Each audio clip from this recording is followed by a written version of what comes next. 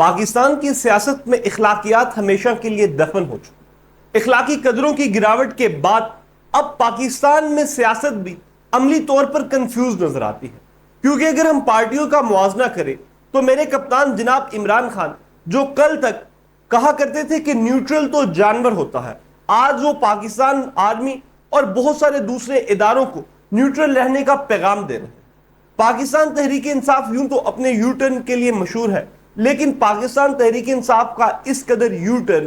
پاکستان کی سیاست پر کیا اثرات ڈالے گا، اور پاکستان مسلم لیگ نواز جو کل تک پاکستان تحریک انصاف کو بین کرنے کے دہانے پر تھی، آج ایک ایسا قانون لے کر آ گئی ہے جس کے بعد پاکستان تحریک انصاف کے لیے بچنا مشکل ہے، لیکن ابھی بھی ایک ایسی شک قانون میں موجود ہے، کچھ ایسی چینجنگز کی جا سکتی ہیں کہ جس کے بعد پاکستان تحریک انصاف ان تمام چیزوں کے آسانی سے نکل جائے گی، اور جتنی مخصوص نشستوں کا معاملہ ہے، مخصوص نشستیں تمام کی تمام پاکستان تحریک انصاف کو مل جائیں گی۔ آخر پاکستان مسلم لیگ نواز مخصوص نشستیں لینا کیوں چاہتی ہے، اور آخر قاضی فائز عیسیٰ صاحب کی ایکسٹینشن اتنی ضروری کیوں ہے، یہ ہم ڈسکس کریں گے آج کی ویڈیو میں۔ لیکن ویڈیو کو آگے بڑھانے سے پہلے ہمارے یوٹیوب چینل کو سبسکرائب کر لیں تاکہ اس طرح کی انفارمیٹیو ویڈیو آپ لوگوں تک پہنچے۔ اگر ہم بات کریں الیکشن 2017 میں ایکٹ میں ترمیم کی، تو اس میں دو چیزوں کا اضافہ کیا گیا۔ ایک تو کہا گیا کہ 3 دن کے بعد کوئی بھی امیدوار جو ہے یہ ڈکلیئر نہیں کرے گا کہ وہ کس پارٹی کا ہے، اگر وہ آزاد حیثیت میں رہے گا تو وہ آزاد ہی رہے گا۔ اگر اب اس کے ساتھ میں آپ کو پاکستان تحریک انصاف کو کس طرح سائیڈ لائن لگایا جائے گا وہ بتا دوں، تو اس کا مقصد یہی ہے کہ پاکستان تحریک انصاف کے وہ ورکرز جو یا تو سنی اتحاد کونسل میں جا چکے ہیں، وہ سنی اتحاد کونسل کے ممبر کہلائیں، یا پھر وہ پارلیمنٹ میں آزاد رکن ہوں جن کی کوئی بھی جماعت نہ ہو۔ تو 41 سے 42 لوگ اگر پارلیمنٹ میں آزاد ہوں گے تو یہ پاکستان کی تاریخ میں پہلی دفعہ ایسا ہوگا کہ 41 رکن کی کوئی پارٹی نہیں ہے۔ اسی کے ساتھ ساتھ جب کبھی الیکشن میں ووٹنگ ہوا کرے گی، جب کبھی ووٹنگ کا مرحلہ آئے گا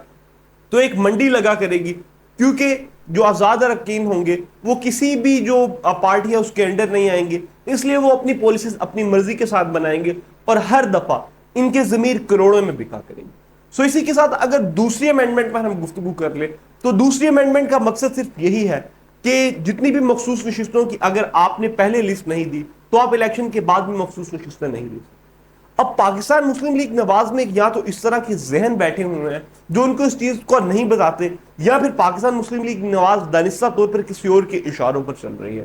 کیونکہ قانون جو بھی بنایا جاتا ہے وہ ریٹروسپیکٹیو نہیں ہو سکتا۔ ریٹروسپیکٹیو اس طرح آپ دیکھ سکتے ہیں کہ وہ پرانی ڈیٹس میں جا کے اپلائی نہیں کیا جا سکتا۔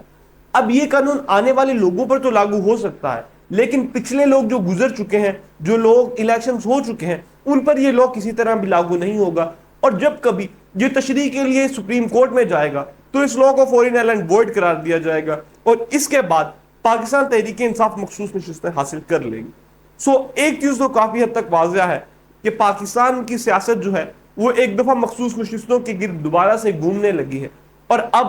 شاید مخصوص نشستوں کا معاملہ جو ہے وہ مزید بگڑ گیا ہے، اور آئین میں ابہام پیدا کر کے 5 سال گزارنے کی کوشش کی جا رہی ہے تاکہ بدنامی کم سے کم ہو، اور ان 5 سالوں کے دوران پاکستان تحریک انصاف کو ایک پریشر ڈالا جائے گا۔ لیکن سوال یہ ہے کہ ان 5 سالوں کے دوران کیا پاکستان کی معیشت سٹیبل ہو سکے گی، کیا پاکستان میں اس طرح استحکام آ سکے گا، کیونکہ پاکستان میں کسی قسم کا جو کاروبار ہے وہ اب چل نہیں رہا، اور تمام کاروبار مکمل طور پر ٹھپ ہو چکے ہیں۔ آئی پی پیز کے ساتھ کے معاہدے پاکستان کے گلے کی ہڈی بن چکے ہیں، اور پاکستان آج حقیقی معنوں میں